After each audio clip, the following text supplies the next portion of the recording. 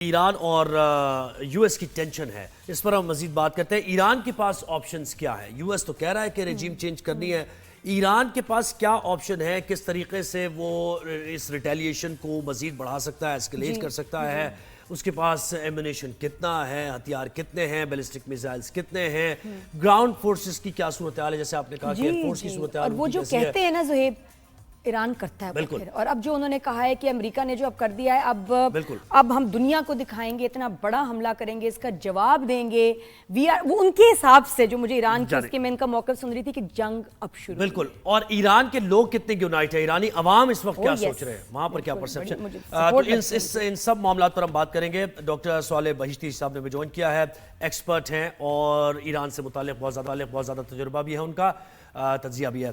بہت شکریہ آپ نے ہمیں وقت دیا۔ Good morning. سب سے پہلے یہ بتائیے کہ آپ سب سے پہلے یہ بتائیے کہ ایران کو رسپونڈ کرنے کے لیے ایران کے پاس آپشنز کیا ہیں؟ ہم نے پہلا سوال یہی کیا تھا کہ کیا یو ایس بیسز کو ٹارگٹ کرے گا یا بھی محتاط ہی انداز اختیار کرے گا ایران؟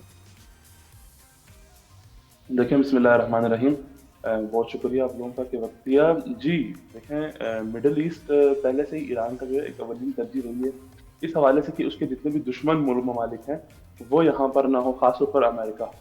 تو جب ڈونلڈ ٹرمپ نے کل جو پریس کانفرنس کی، جو انہوں نے B-52 بمبارڈ طیارے جو بھیجے ایران میں، اس کے بعد تو انہوں نے فوراً سے ایک جملہ کہا کہ سلیمانی کو بھی میں نے فوراً قتل کیا اور وہاں سے میں نے اسٹارٹ کیا ایران کو روکنا۔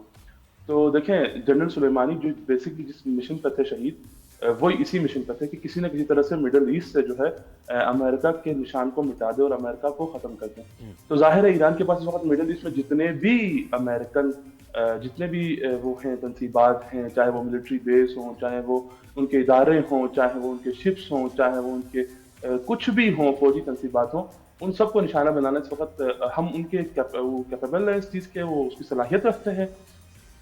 جو ایران کے شارٹ میزائلز ہیں، جو نصر ہے اور بہت سارے اور میزائلز ہیں، اور ان کی تعداد بھی ان گنت ہے اور بہت زیادہ ہے، اور پچھلے 40 سال سے وہ جو ہے، اور خاص طور پر پچھلے لاسٹ 20 سال سے جو ہے وہ اسی چیز کا انتظار کر رہے ہیں اور اسی جنگ کی تیاری کر رہے ہیں۔ تو ان کے پاس جو ہے اس کی صلاحیت بھی ہے اور وہ ریٹیلیٹ بھی کریں گے، جس طرح سے ابھی میم نے فرمایا کہ وہ جو کہتے ہیں وہ کرتے ہیں، اور وہ ریٹیلیٹ بھی کریں گے اور بہت جو ہے ناقابل خلافی نقصان بھی پہنچائیں گے۔ اور تمام تر جتنے بھی مڈل ایسٹ میں جو بھی امریکن منافع ہوں گے، جو بھی امریکن وہ ہوگا، انٹرسٹ ہوگا، ان سب کو نشانہ بنانا ایران کی پہلے سے اولین ترجیح رہی ہے۔ بس اس کو موقع نہیں مل رہا تھا، اب امریکہ نے حملہ کر کے وہ موقع فراہم کر دیا۔ لیکن ڈاکٹر صاحب، یہ ہیں تو مسلم کنٹریز ہی نا، یہ تو فرینڈس کنٹریز ہیں، فرینڈلی کنٹریز ہیں، یہ کیسے اس پہ ریاکٹ کریں گے؟ ہم یو اے کی بات کریں، قطر کی بات کریں، تو پھر بھی ہیں تو مسلم، مطلب یہ ایک سوال یہ کہ وہ بھی اس جنگ میں پھر یو ایس کا ہی ساتھ دیں گے نا، کیونکہ ان کے زیادہ فرینڈز ہیں۔ اب وہ کتنی عجیب ایک ڈیلیما ہے کہ مسلم کنٹری بھی ہیں، مسلم کنٹری کے اگینسٹ آپ اس پہ ریاکٹ کریں، لیکن کیا کریں؟ وہ آپ کو کیا لگتا ہے وہ کیا کریں گے؟ کیا آنیسٹلی اسپیکنگ، دیکھیں، ایران نے جتنا ہو سکے بین الاتحاد کے لیے بہت زیادہ کام کیا ہے، خاص طور پر شیعہ سنی اتحاد کے لیے ایران نے بہت زیادہ قدم اٹھایا اور بہت زیادہ کام کیا ہے۔ اس سلسلے میں جو ہے رہبر عظیم الشان رہبر کبیر سپریم لیڈر آیت اللہ خامنئی کی فتاویٰ بھی موجود ہیں، آپ دیکھ سکتے ہیں۔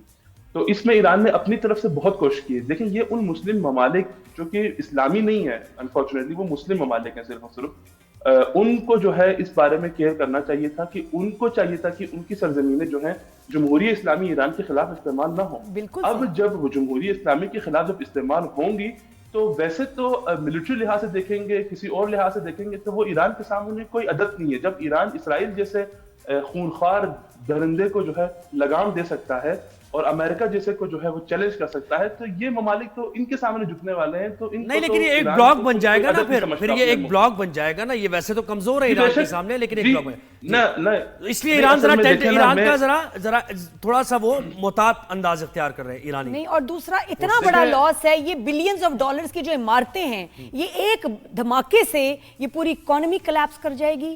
یہ اس کے بعد ریکور کیسے کریں گے؟ افورڈ بھی نہیں کر سکتے۔ ان کو تو یو ایس کو بھی روکنا چاہیے۔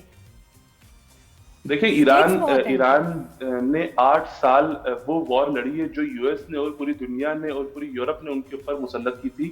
ایران نے ہسٹری میں یہ ثابت کیا ہوا ہے کہ دیکھیں، اکانومی اور ملک کی تمام منافع अमन के बाद है, तब है जब मुल्क के जो है चारों सरहदें, चारों तरफ से मुल्क जो है अमान में हो, वो महफूज हो। अगर वो ही महफूज नहीं होगी, आपकी सालमियत का रोज कोई B-52 आपके बरसा के जाएगा, आपके हमसाए ममालिक को भी इस्तेमाल करते हुए, आपके मुस्लिम ममालिक को, no one care, Iran don't care. हाँ, राइट टू रिस्पॉन्ड है। मुझे बताएं, आप देखिए यूएई में डॉक्टर साहब दुनिया का पैसा इन्वेस्टेड है, दुनिया का पैसा यूएई में, दुबई में। अब मुझे बताएं कि वो वहां, और क्यों लोगों ने इन्वेस्ट किया कि जी बड़ी सेफेस्ट हेवन है ये, यहाँ तो कुछ नहीं होता, क्राइम नहीं है, मसला कोई नहीं, कोई पॉलिटिकल टेंशन नहीं। वो इससे कैसे निकलेगा? एक धमाका, गॉड फॉरबिड कुछ ऐसी डिस्टर्बेंस होती है, वो तो उनके लिए बड़ा मसला बन जाएगा। वो होने कैसे देंगे?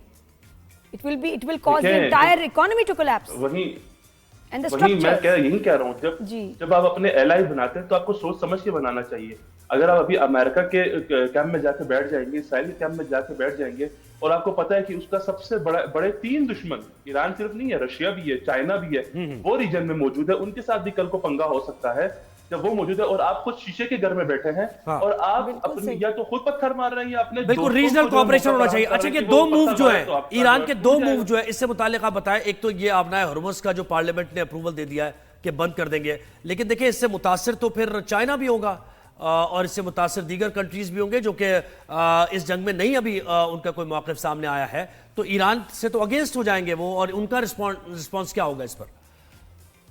देखें, चाइना और रशिया ईरान के बहुत पुराने एलाई हैं, सीरिया के मामले में और मिडिल ईस्ट के बहुत सारे मामले में जो है ये लोग साथ रहे हैं। खासतौर पर रशिया जो है वो फिजिकली सीरिया में कासिम सुलेमानी के कहने पर पुतिन ने वहां पर इंटरेस्ट दिया और वहां पर अपनी एयरफोर्स भेजी और बहुत सारे इक़दाम अंजाम दिए, और अभी भी यकीन है हमें कि रशिया गो कि ईरान इस पर मतलब वो नहीं करता, अपने आप को मुनहसर नहीं करता। ईरान खुद तनहा जो है सब चीजों का जवाब दे सकता है और दे रहा है, रिटेलिएट करेगा और जरूर करेगा। और मेरे ख्याल से जो अभी कल राक्सी साहब गए हुए थे रशिया, वो भी बहुत मुलाकात जो है इंपॉर्टेंट थी। जाहिर है क्या चीज थे वो तो आइंदा वक्त ही बताएगा। आबनाए हुर्मुज़ की बात करें, आबनाए हुर्मुज़ ईरान के लिए बहुत इंतहाई अहम स्ट्रेटेजिक, खलीज फार्स में एक पॉइंट है जिसको वो न सिर्फ आबनाए हुर्मुज़ को बंद करेगा बल्कि यमन के जरिए से वो बाबुल मंदब को भी बंद करवाएगा।